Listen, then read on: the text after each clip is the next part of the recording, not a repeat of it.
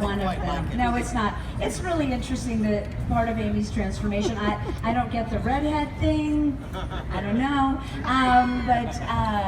But yes, you know, she blossoms, and it was important that happened in a voluptuous way.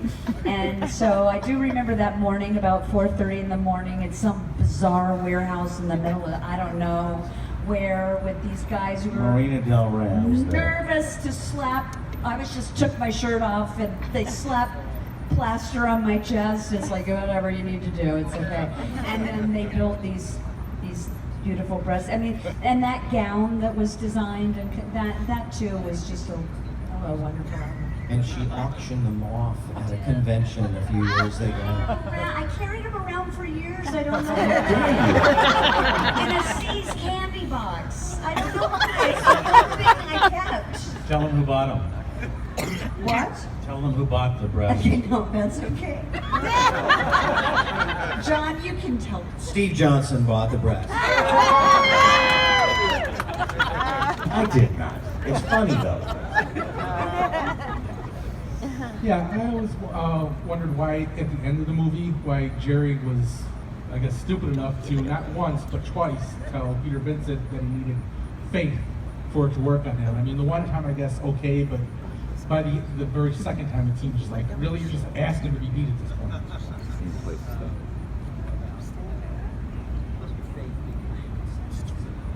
Did I do it twice?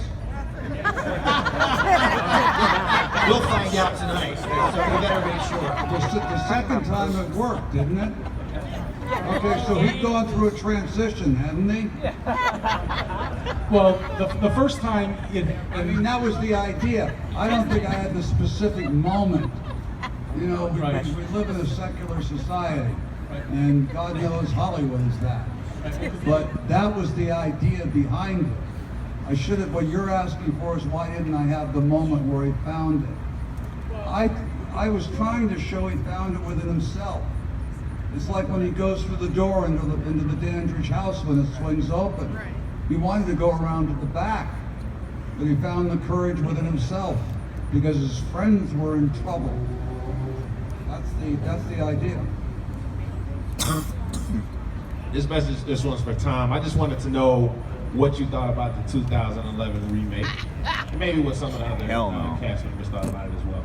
You know, that's very, very hard because, like, you know the people. I thought it was really, really well done, but I don't know what the hell it had to do with Fright Night.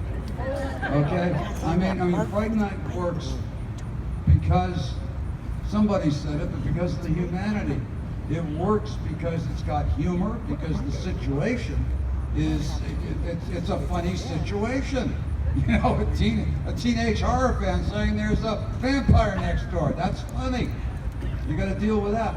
But I think it also works because of, you know, in our Fright Night, there's an innocence to everyone. You know, even the vampire in a way, and the remake sort of knew everything going into it, and it just sort of took a little bit of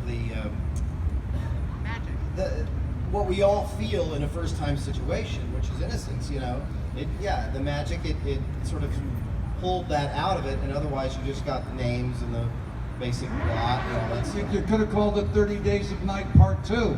I mean, you know, but so it didn't have. Somebody purposefully did not want. Well, there's an old saying.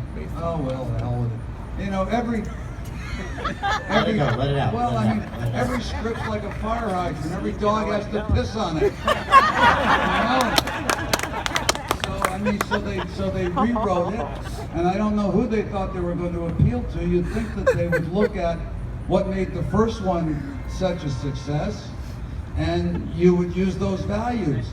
And one of that is Peter Vincent, who has the hero's journey. He starts out as a coward who doesn't believe in anything, certainly not vampires.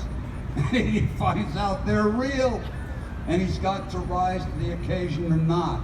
And the nub of that is in the scene when Charlie goes to Peter Vincent after he's lost Amy in the disco, and he says, "Peter, please help me." And Peter tells him that he's a total fake and a phony. And yet somehow they managed to get there. And he says, Peter Vincent isn't even my real name. I don't know what Peter Vincent's real name is. But I mean, but that moment, that's the heart of the movie. And none of that was in the supposed remake. So no, I didn't like it. All right, two more questions But I and then we're done. respected it. Go ahead. Okay, this question is for Jonathan. Jonathan, so you were shot in the head. So were you undead? Were you zombie? Well, you know what? It was just sloppy writing. Ask this guy over here. He wrote it. I just did what they told me to do. I figured he was a halfling. You'd call him a ghoul too, but I mean he's somebody who's been turned into a slave by Jerry Dandridge. But Jerry Dandridge has drunk of his blood, but he has not exchanged any of. He's drunk of Charlie's blood, but he hasn't given Charlie any of his. So he hasn't totally transformed him or brought him over to the other side. He's the Renfro character from Dracula? Redfield. Renfield. The Renfield from Dracula. Okay, last question, right over here. Okay. Well, my questions for kind of like everyone up there, but mostly Tom. But like, what are your feelings on how like the Twilight portrayed vampires versus the ones in your movie? Sorry if that doesn't make sense, but it's kind of. Twilight versus Fright Night. You want to take that on, Tom? I don't really think I can. The vampire is a symbol, is a symbol, and it changes with each new generation in the popular culture. And so you get a YA, love story, which is terrific. I'm thrilled. And they'll change again and again.